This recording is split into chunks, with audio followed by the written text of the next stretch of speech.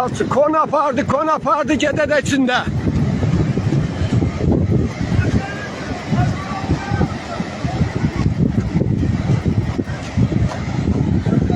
Xəbər verdiyimiz kimi, bugün Ağsu rayonunda selin ekskavatoru aparması nəticəsində Pərviz Həyatullayev adlı tikinti sahəsinin rəisi ölüb. Həmin şəxsin fotosunu təqdim edirik.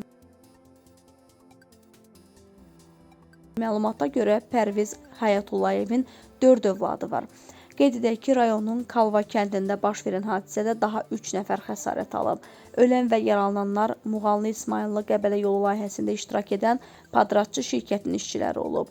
Xatırladaq ki, işçilər yağışın başlamasını müşahidə edərək təhlükəsizlik məqsədi ilə ekskavatorun içərisinə yerləşiblər, lakin bir qədər sonra çaya sel gəlib və güclü axının təsirindən ekskavator aşıb.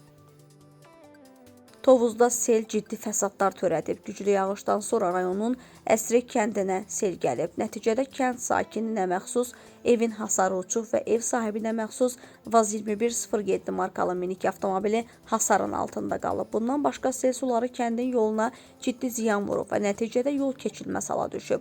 Bundan başqa kənddə bir neçə evin həyat yanı sahəsini sel basıb. Hazırda qərb bölgəsində qeyri-sabit hava şəraiti hökm sürür.